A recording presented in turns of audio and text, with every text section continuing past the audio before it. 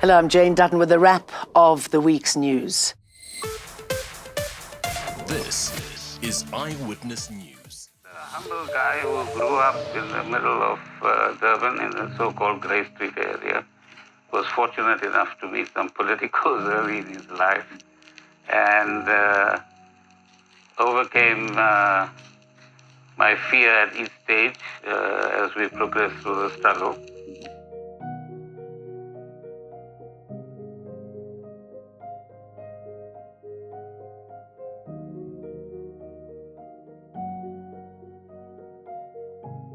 First to the news that Pravin Gordhan has died. Friends and fellow activists of former Public Enterprises Minister Pravin Gordhan have praised him for what they describe as his dedication to combating corruption in government. After succumbing to a short battle with cancer, Gordhan will be buried on Thursday.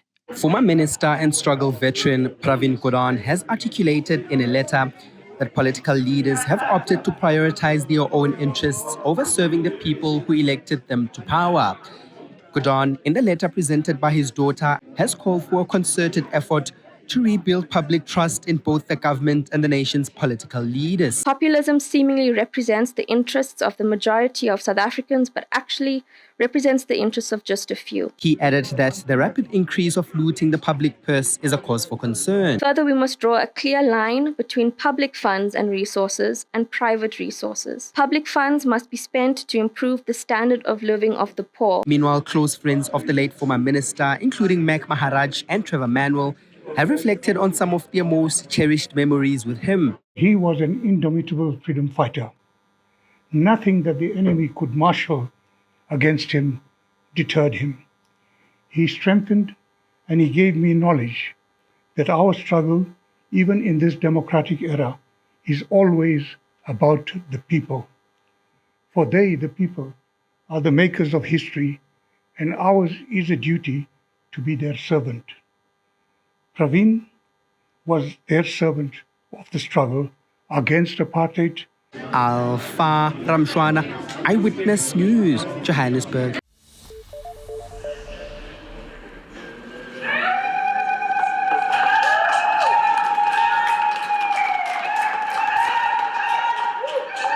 A round of applause, please. Thank you.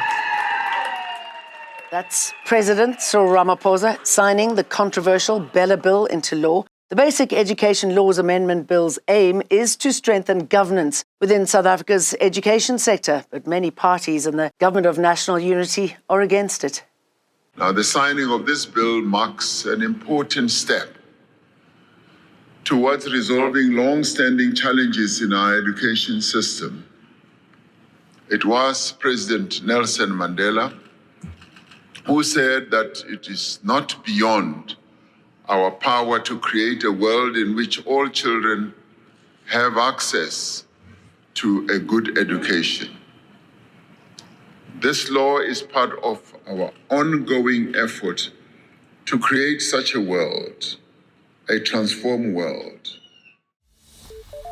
I didn't mean anything I said there, but I wanted to evoke a response out of you so that you can understand what the next part of the vid's about. The Democratic Alliance has terminated the membership of its former Member of Parliament, Renaldo Gouws. Gouws is currently being investigated by the South African Human Rights Commission for allegedly using racist and derogatory terms in a recorded rant about black South Africans. The party says its Federal Executive Council unanimously resolved to sack him from the party with immediate effect, saying he violated several sections of its constitution in the damning footage.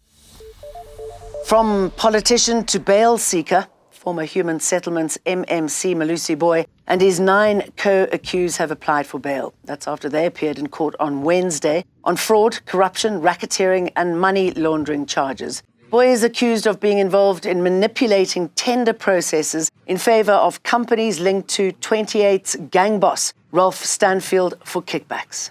We may have been swimming with sardines, but we need to swim with sharks. We will still continue with our investigation as the case is progressing. We're hoping that Friday the Stanfield family will be added, as the prosecutor was saying.